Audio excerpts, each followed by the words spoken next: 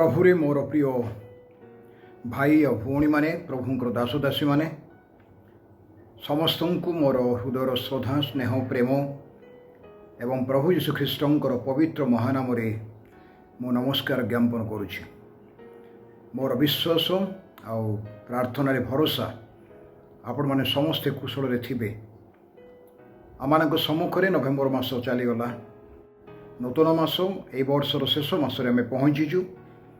प्रभुंकर अत्यधिक दया करुणा जो आने गोटे वर्ष तमाम तांकर अनुग्रह पाइछु। दुखरे सुखरे से आम प्रभु असुविधा समय दुख समय सुख समय विभिन्न प्रतिकूल अनुकूल परिस्थिति आसे आम जीवन रे प्रभुंकर विश्वस्तता आम को एपर्यंत कढ़े काणी।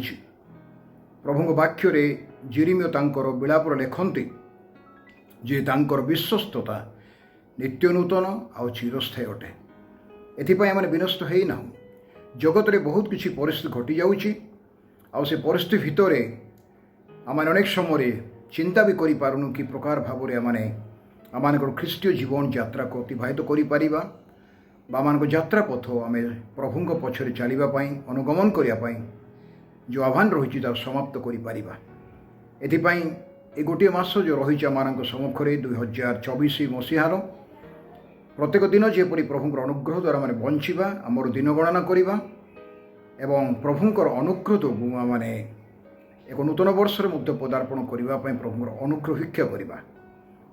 मोर प्रार्थना आपण मानकर प्रार्थना आम समस्त प्रार्थना रे मंडलीर उन्नति मंडलीर वृद्धि आमानकर आत्मिक जीवन रे प्रभु को भेटिया निमंते एक प्रस्तुति द्वारा आम आगे बढ़ा पारिबा। प्रभु आशीर्वाद करंतु। ये समय एपरि एक समय अटे जिते कि आम प्रभुंकर विश्वस्तता को मन रखी आम यात्रा पथरे आगु को बढ़िबा। प्रभु समस्त को प्रचुर आशीर्वाद करंतु एवं आमाने नित्य नित्य प्रभुंकर महिमा उद्देश्य राज्य उद्देश्य धार्मिकता उद्देश्य आमाने बंचिबा बढ़िबा वृद्धि पाइबा। आपण को आपण सेवा कार्य आपण परिवार को मध्य प्रभु आशीर्वाद करंतु। प्रभुंकर विश्वस्तता तले आमाने सर्वदा आश्रित होकर रहिबा।